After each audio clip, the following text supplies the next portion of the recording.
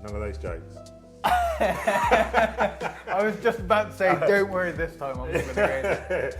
Hello and welcome to another episode of Pro Size on a Knife Edge podcast. Today we are joined by a good friend of ours, who is also a very highly respected chef in Cornwall, which I'm very surprised by. Yeah, flattery. Guy Owen, Good to great see to you. catch How up are again, you? mate. Yeah, good. So I thought I'd swing on by, because Yeah. a lot of things have changed, and it's been probably about a year since I last popped over. Yeah, it has all changed. I'm back at the Isle of Rocks, and it feels really good to be back home again. And so what are your kind of plans then? Because walking in, everything's everywhere right now.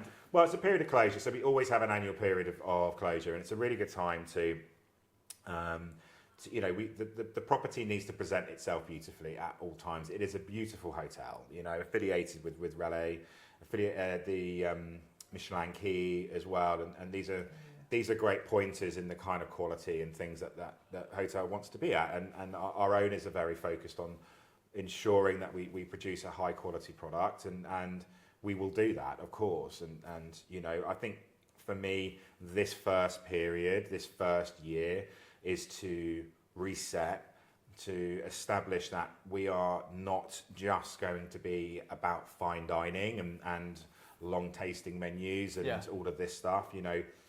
Our focus is to kind of engage with the sort of local market, a different, a broader demographic, introduce some really good price points, bring in a really good price lunch menu, and so people come here and it's not, I might go for my annual treat or get away. Yeah, it becomes it's not like an occasional. Exactly, it becomes somewhere people want to kind of come in and really focus on the kind of vibe and the feeling and all of that, and just move away from that sort of that mindset of what people have of when fine dining is there. They instantly think, it's going to cost me £100 a head and it's going to be a fortune. I want it to be about come in and enjoy the space and bring back great service and just food that people want to eat. It's not really about, look how clever I am and what I can do on a plate and 15 elements on a plate and all this sort of stuff. It's very much about look where we are. We're next to the sea. I think the location is incredible. Yeah, it's stunning, and it's we've got Gareth Austin, who's a local guy. He's got a boat. We'll buy directly from him, and we'll have fun with that, and we'll bring in the events and concepts for the year, and we want to make sure that we're bringing and inviting people in, and we're not scaring them off and making them feel like it's going to cost them a fortune to come here.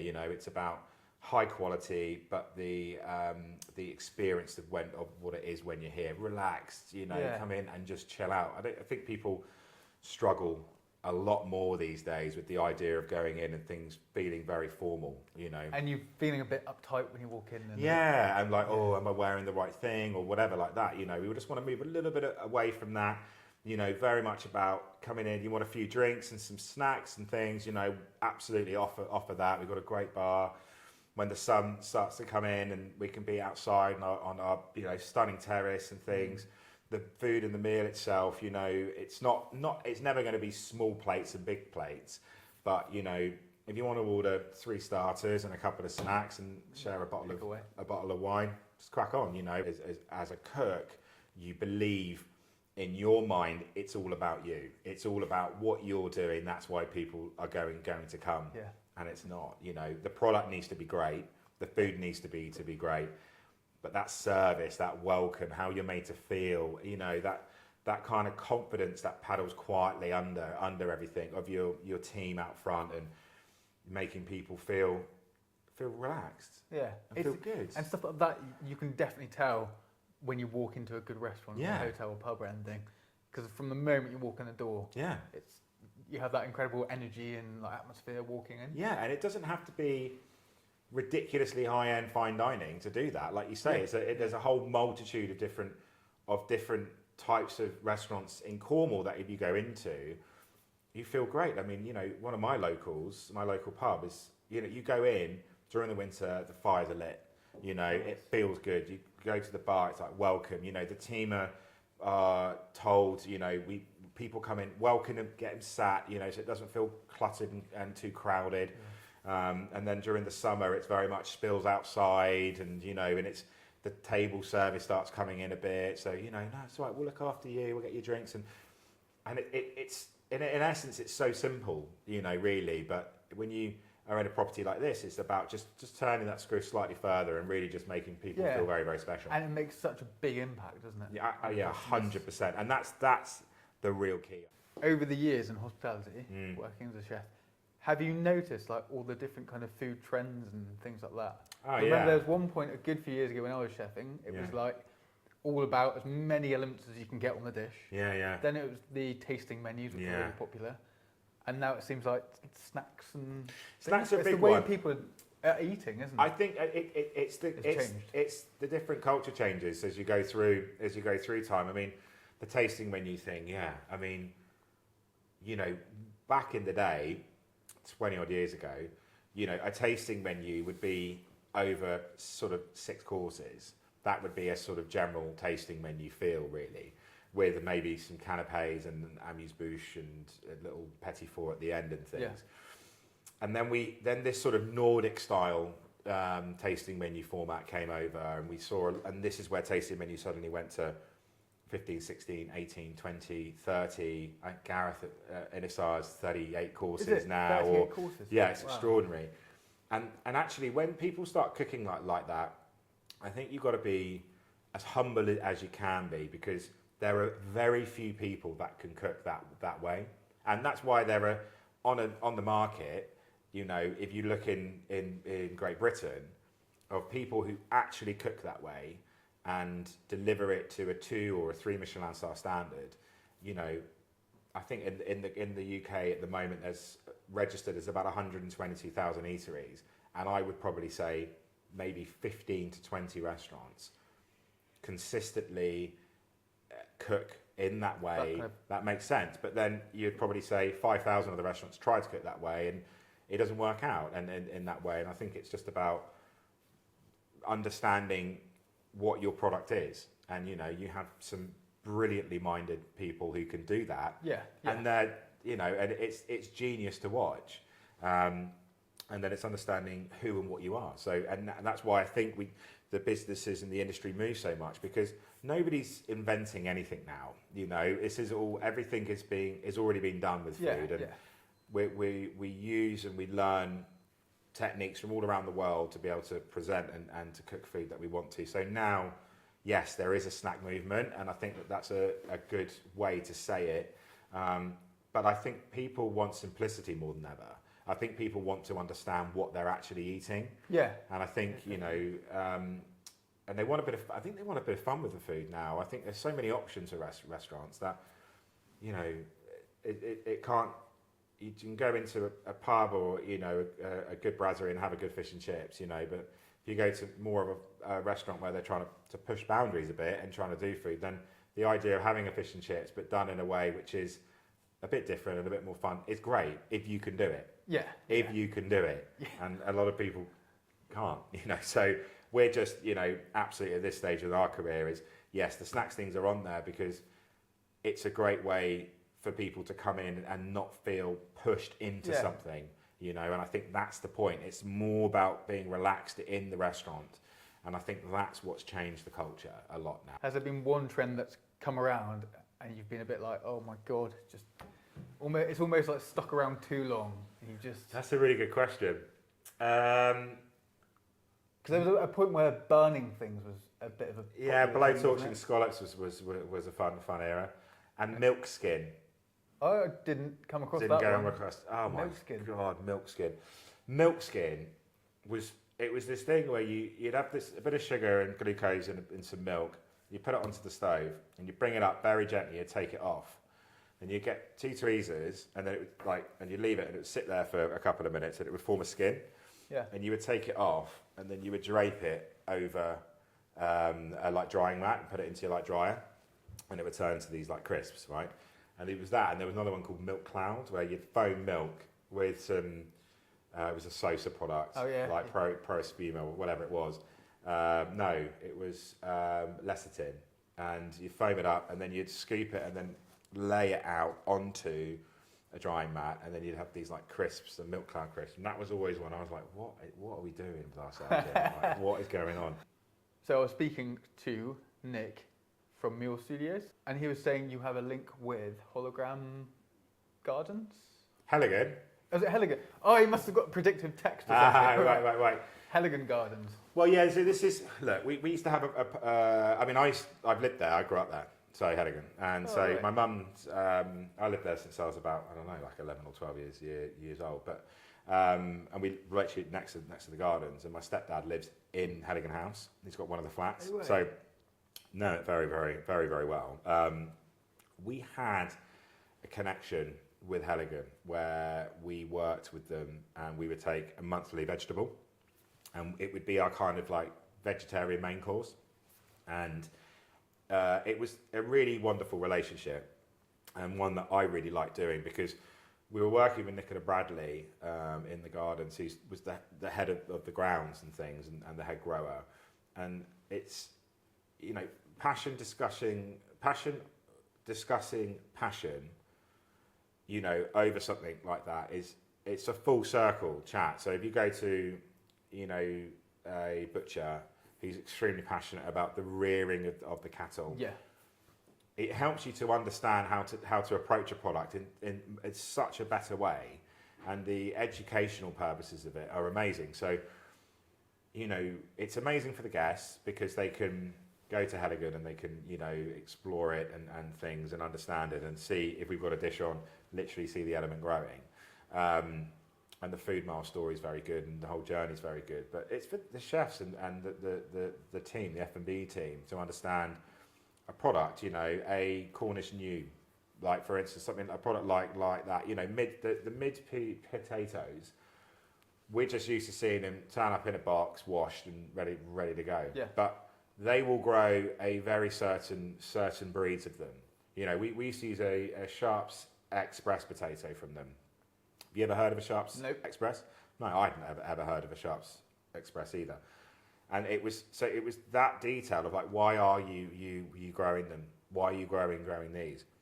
And it's to do with the soil, the climate, the wet weather, how the fly respond to the actual leaves and things, and they don't go after the leaves. It doesn't permeate a particularly sweet smell. There were loads of different things that were being said, and you wouldn't even think about it, you know. And it was that I find fascinating. And so that relationship with Halligan, yeah.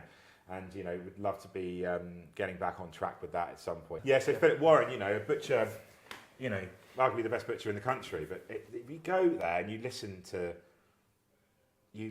this, to how they approach what they do, it's unbelievable. The organisation, the thought processes, you know, their lamb that they buy, you know, they are so careful where they source that from, you know. And it's an analog. There was a farm affiliated with the business, a 220-acre farm, and you know, we got to give you an idea. Like, I got there, and then it was very much like, okay, we're rearing cattle. We're going to send it to Philip Warren.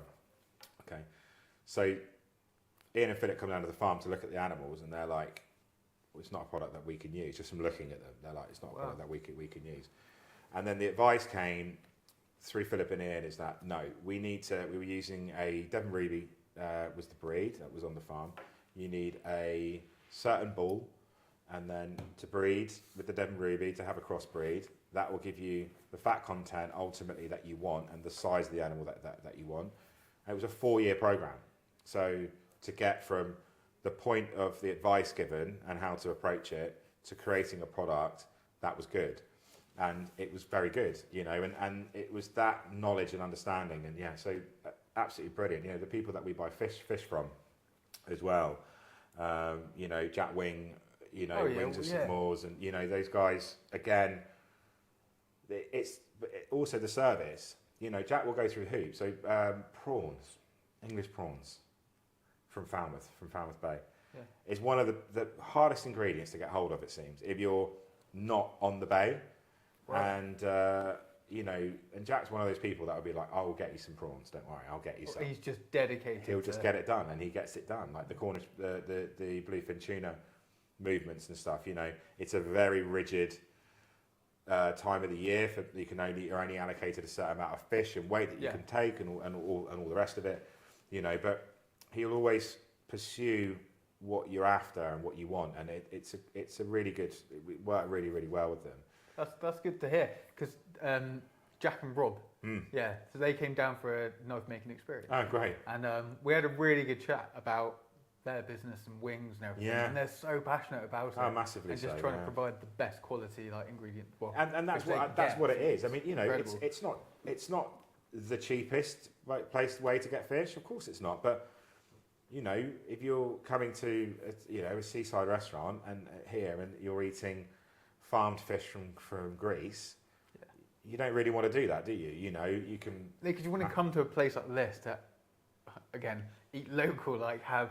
Just have some fresh on the doorstep. Fish. Yeah, some lovely fresh fish, and kind of Rick Stein was a real driver of that, in the way that he operated and still does for 50 years. I mean, unreal.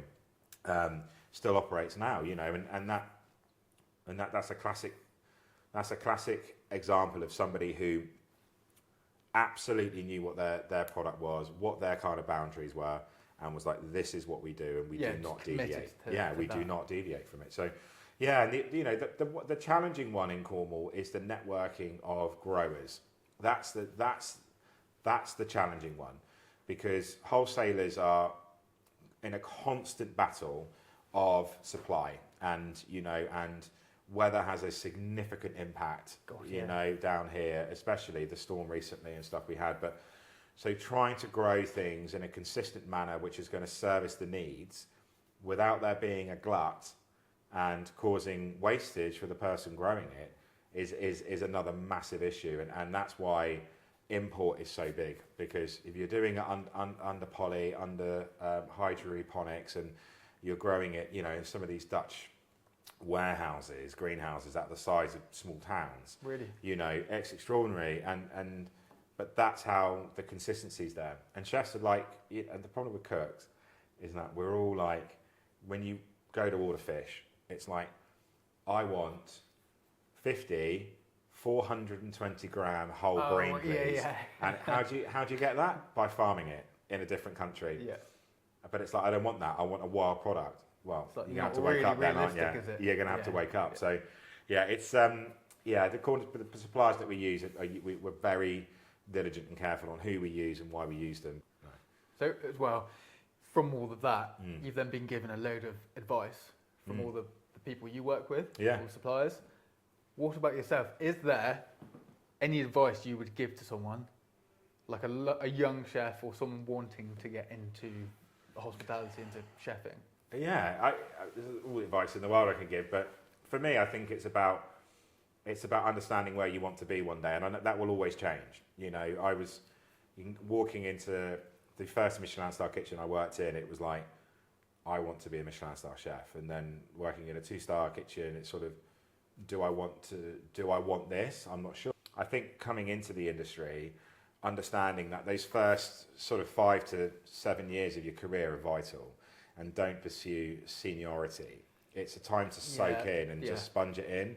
But do your time, man. That's the biggest thing that chefs don't do these days. I think some people jump in to the opportunity of getting a head chef job when ridiculous. They've had a couple of years and experience. They're like 23, 24. And it's like, what are you doing? Like, are you achieving from that?